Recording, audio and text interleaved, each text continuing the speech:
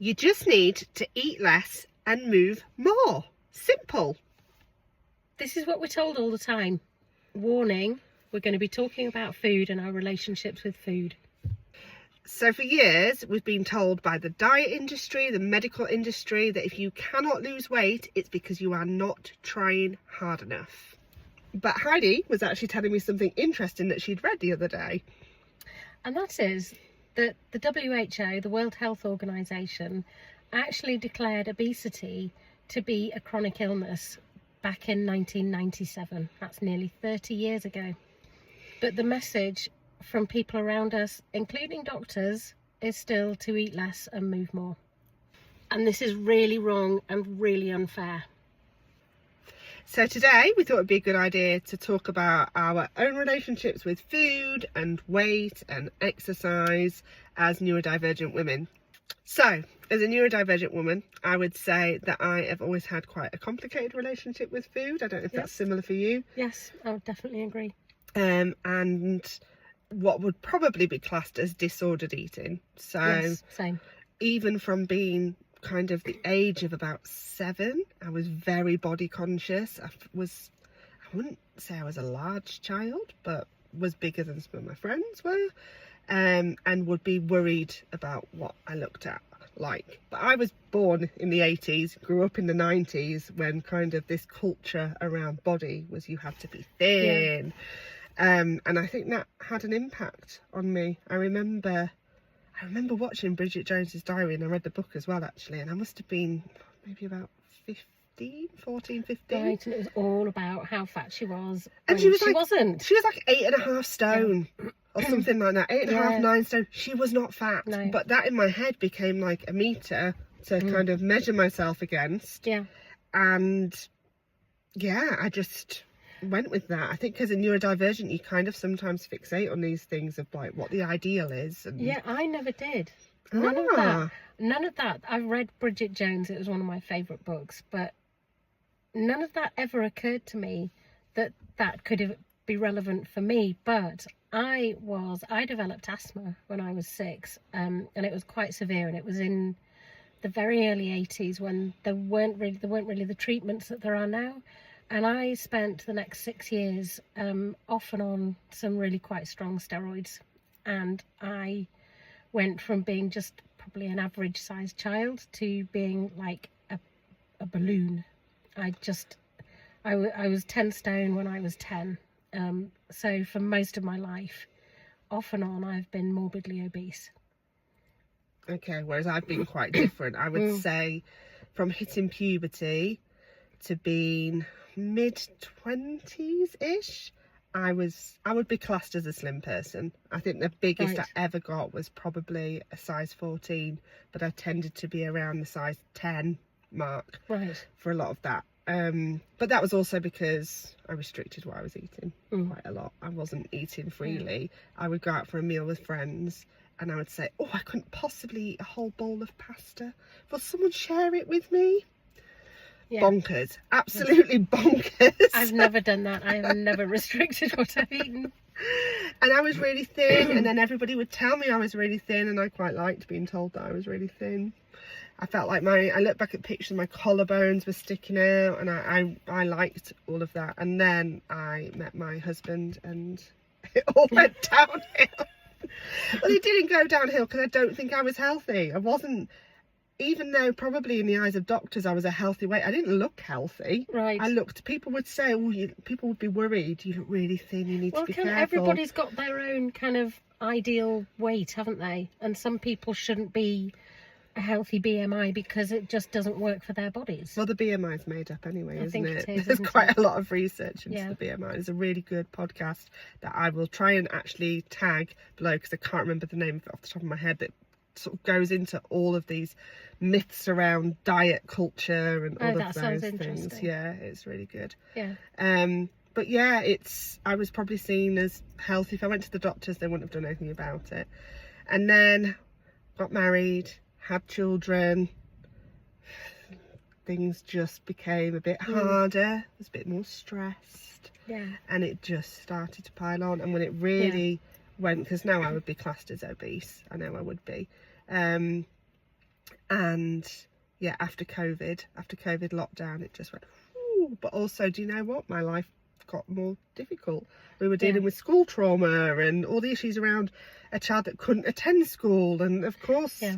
And we were talking earlier about cortisol, which is a stress hormone, that actually it changes how your body works. Once you get over a certain BMI, the way your body works physiologically actually changes. So it's very, very unlikely from that point that you can lose weight and maintain it. Which is interesting, because we've also talked about in the past, people have this preconceived idea that if you are overweight or you're visibly fat, because we can use the word fat, that's fine, it means you don't know anything about diet. And I was like, yes, you will never meet anyone that knows more about nutrition and diet than somebody who has repeatedly tried to lose weight. Yes. But to the point where I'd even say that I could go to the GP about my weight and I would know more about the metabolism and more about how your body works in respect to weight and weight loss and stuff like that. I would know more than the doctor. So obviously you were big as a child. Did that carry on into adulthood? It did. So I worked on a farm for a year when I was about 19, 20, and I lost a lot of weight then because I think I was a cheap sheepdog and I was just expected to run everywhere. And I ended up being, I think I got to about 12 stone. Okay. Which for me was really slim. That was the slimmest I'd been since being 12. And I must have run about at least 5 miles a day, if not more. But then does that not mean they're right then? If you exercise more, well, no, if you because move more... so interestingly, having had a chat with AI, when you exercise a lot more, I mean, I was doing an unsustainable amount of exercise. How old were you at this point? I was 19, 20. Which I think also ties in, doesn't it? But so I was doing an amount of exercise that I physically couldn't do now. I wouldn't have the time to do it. I was on the go probably about 10, 12 plus hours a day. And not many people can sustain that. I couldn't work a job and do that. I couldn't be a parent and do that. I would literally have to be running all day, every day to do the same as I did 30 years ago. So what happened when you had children? So when I had children, I just ballooned. I just put more and more weight on. When with my younger 3 children, I did attempt to diet. So I mean, you do the yo-yo dieting thing, but I would the 3 times with those children when I was breastfeeding, I was able to diet. The weight didn't drop off me. Some people say I had a baby, I breastfed, and the weight just dropped off. It didn't drop off, but I was able to diet and lose weight, whereas all the other times in my life, I've dieted so many times and generally it just doesn't work. I'd love to know what diets you've done. We should do a comparison, shouldn't we, of watch which ones we've done. Yeah. So I've done Slimming World. I've done Slimming World. I haven't done Weight Watchers. I've done Weight Watchers. Okay. I did Slimming World when my third child, when I was breastfeeding my third child, and it was amazing, and I very easily lost 5 stone. Oh, wow. And then I stopped breastfeeding and it just like went straight back on. It's not sustainable, is it? It's not. But even though I was carrying on, I was still doing the diet. I was still walking loads because he was a child who needed to be out and about all day. And despite that, I just put the weight all back on again. So this suggests it's something more, doesn't it? It does. Well, I think I completely agree with the WHO that it is a chronic illness. Looking at it retrospectively, I feel like there is a large element of medical gaslighting, because in these times where I've tried to diet, I have been to the doctor and said, I can't lose weight, I'm following this diet, I'm doing this, I haven't been somebody who's ever counted calories because it makes my brain go to pot. I think there's like a demand avoidance element. Well, this is true, yeah. And going down the route of calories and stuff just does not work for me. What about SINs? Since weirdly, it worked, but I think it only worked because I was breastfeeding. Yeah. So apparently when you breastfeed, you get a temporary metabolism reset. which for me explains why the times when I successfully lost weight were when I was breastfeeding. So the times when I've been to the doctors, even though I've been doing the exercise, I've been walking, I would aim to walk at least 10,000 steps a day, which is also made up. Yeah. I was doing all the right things, and I wasn't eating too much, because even though I wasn't recording calories, I was recording what I was eating. And I would go to the doctors and say, this is a week of what I've eaten. I'm putting on weight. It was an alarming rate. And I would always be told, no, you're not writing everything down. You're having extra mouthfuls, or you're having a biscuit, or this, that and the other. And it wasn't true. I was doing the work, but I was putting weight on. And I feel like I know so many women who know exactly how many calories they're eating. And there are so many women, particularly women, who will say, I have to eat literally 700 calories a day in order to lose weight. And they're just Which told. is not natural. No, well, No. you can end up malnourished. You might lose weight, but you will also end up malnourished. And at what cost is that, really? Exactly. Because we have so much focus on weight, and it's to an unhealthy level. Yeah. And I do think that there's been a body positivity movement recently, which kind of helped somewhat. Yeah. But I don't know if that's almost been reversed at the moment. I'm not sure. Well, it's like body shapes and body sizes coming in and out of fashion, which is just weird. For women. For women, yes. Not so much but it's for really men. A little odd. bit for men. I think there is this expectation for men to kind of have six packs and do all the, I don't know, be buff or whatever. Don't know, but I think that comes from each other. Because haven't there been times where men have gone on and said, look at my six pack, grr, and women are kind of like, I love a dad bod. Yes, but then they're not believed either. Yeah. They're told that they're lying then. So you're kind of damned if you do and damned if you don't. You can go to the doctors and say, this is what I'm eating, and record everything. And they just go, no, we don't believe you. And not only do they do that, you go in with, I don't know, a swollen ankle or some issue, and they go, well, it's because you need to lose weight. Well, I have pain issues I think from having my first child, I have had pain issues specifically in my calves, where if I walk, and I have walked and I've forced myself to walk, I would be in quite a lot of pain, which would then change the way, you know how you change the way you walk to adapt to pain. And then I would get knee problems, and then I'd get hip problems, and then I'd get back problems. And that's kind of been a feature of my life for the last 25 years. And if I went to the doctors, it was always because, well, you're overweight. And even when I'd lost weight, I was still in the obese category. So it was always, no, you need to lose weight, and that's it. I think that taps into this ableism that comes around body shape and how you look. So I'm hypermobile. I know lots of people that are neurodivergent have hypermobility too. Yeah. It hurts when I walk. Yeah. I do the same as you did though. I push through it because I know I have to. You're supposed to, yeah. But then I might pay for it for like 2 days afterwards from what I've done. And yeah, I think that people go, oh, well, just move more. Well, do you know what? I love running. I actually do. I can't run. It's too high impact. Oh, I can't nodded do like it. I love running. I don't love running.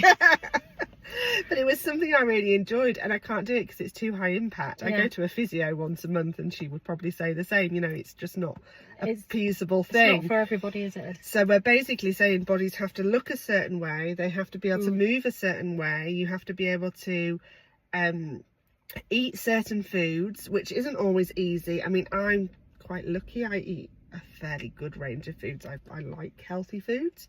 I love a salad. And I feel like people won't believe me because I'm fat, but I actually do. But people don't believe that it's just like, I don't know. There's this whole thing where people don't believe other people. And I think it's weird. As moving around in a fat person's body is a really strange thing. So if I go to the supermarket and shop for the family, say we don't need any fruit and we don't need any veg because we just might have enough in. If I don't have them, I feel conscious that people are looking and thinking, oh yeah, of course she doesn't eat well. Of course that's all she's eating. And then do you make comments, oh, I'm getting this for my mother or something like that? No, I don't go that far. I would. But yeah, it's a weird thing around ableism and how we're trained. There's probably a lot of misogyny yes, in there that we are told by men, that we need to look a certain way to be attractive to them. And I think I took that on board a lot when I was younger. I've been married for not married for 20 years, but with my husband for 20 years. I don't really care anymore, but like, it's just, but even then it's so ingrained in us, it is, isn't it? one way or another it is. Which is sad. It is. So people will be looking at you, Heidi, and going, but Heidi, you are not a fat person. So a year ago, I made the decision to start using weight loss injections. I was at a point where, do I put a photo on? Do we add in a photo here?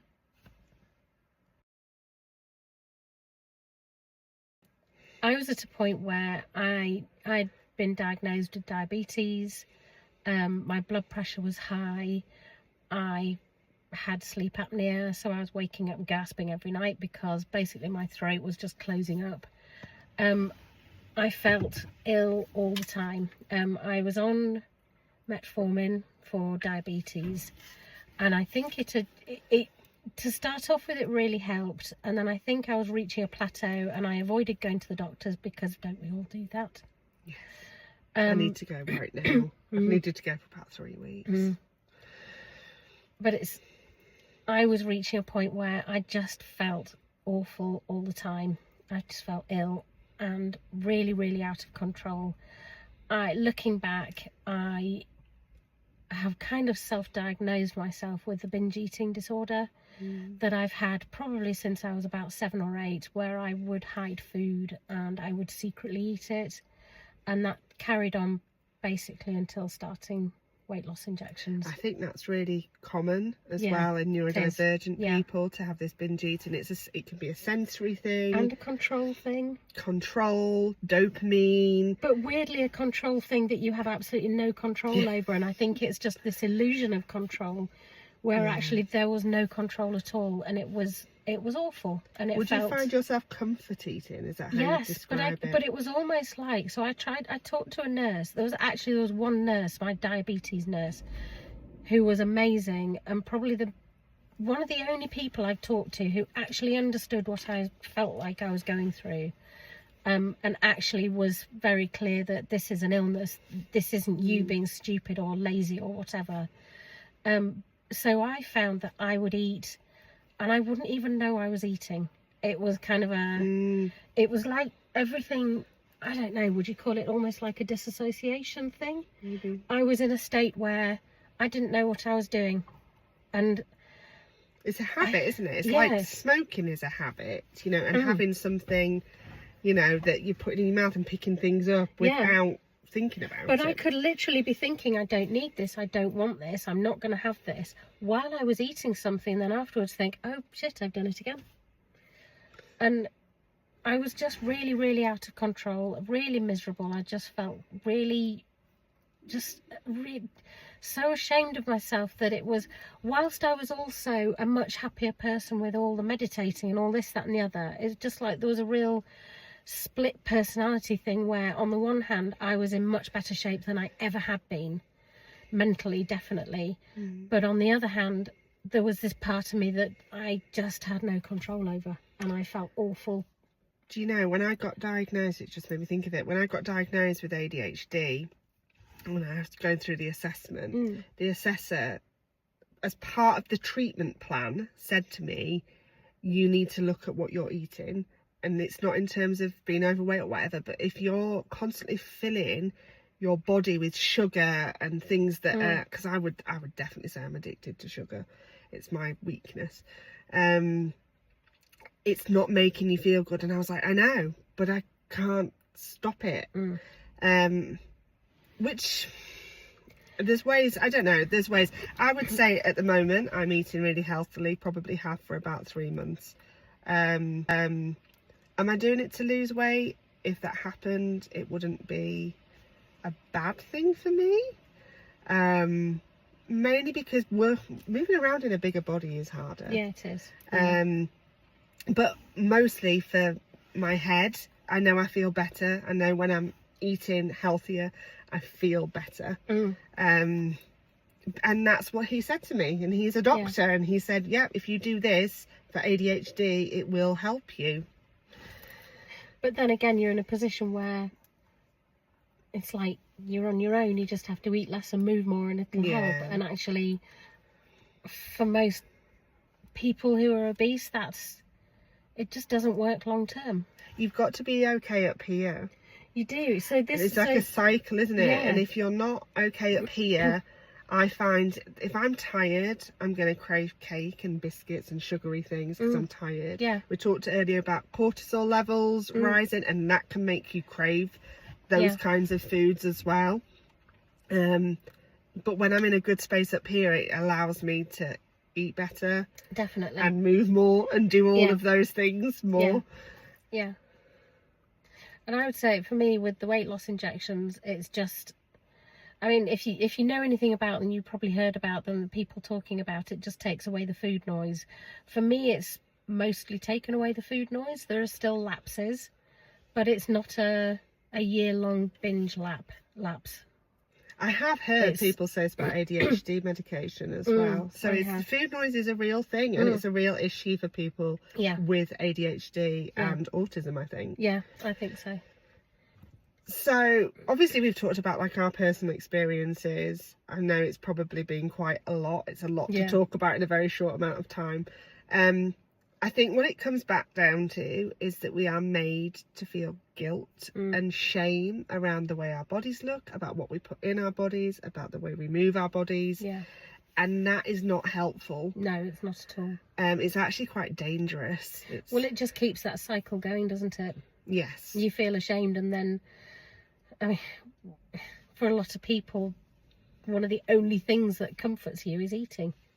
And I think that's really difficult to manage. Yeah, it is. And I know you spoke a lot about your health conditions. I currently don't have any health conditions. Touch wood. I looked for something in the car then. There's no wood in here. You know, I've been checked for my blood sugar levels. They're fine. My blood pressure is fine. And that's because we're all different. All of our bodies are completely different. Yeah. And for somebody, I could be really thin and still have lots of issues with my body. Or I could be bigger than I am and have no issues with my body. It's just such an individual thing. Yeah. Whereas I felt at my weight a year ago, I was really suffering. And so you had to do something about it. I had to do something about it, and for now, it's not so much about. I'm not really somebody who's bothered about how I look, but I really enjoy feeling healthy, and I feel healthier than I have done in 30 years. Good. It's really lovely. Yeah, I bet it is. It just feels life-changing, but it's just a really personal decision, isn't it? It is, yeah. And nobody should be feeling outside pressure to look a certain way or be a certain way. Not at all. It needs to come truly from within you, I think. Yeah. You know, whether it is that you don't feel well. I said before, it is harder to move in a bigger body. You know, if I was to go for a run, I'll find it much harder now than I did when I was a size 10 because I've got more weight to carry. Yeah. But we need to just get rid of the shame around food, eating, and all of those preconceived ideas. Because a lot of the things, it's not your fault. I absolutely 100% believe that it is an illness. And it's really unhelpful when you get people who have never been obese or morbidly obese who come along and say, oh, this is ridiculous. Because you don't know. You just don't know. And I have been told, I've had somebody say, no, you're just making it, you're being a victim. You're just saying you have no control. Well, for me, my way of controlling it was choosing to go on a weight loss medication. Just like my choice for controlling my asthma is to take my inhalers. Yeah. That doesn't make me a victim. That doesn't make me a cheat. It just means I am using a medical way to manage a health condition. And our bodies are not there to please other people. No, they are definitely not. Our bodies are there for us. Yes, and we've got to live in our bodies, and we've got to live the best lives we possibly can. So ignore the internet trolls. Ignore all of that noise in the media and things, and just think about what you want and be happy within you. Yes, that's the only thing. We are always going to be ourselves. we have to be happy with who we are, however we do it.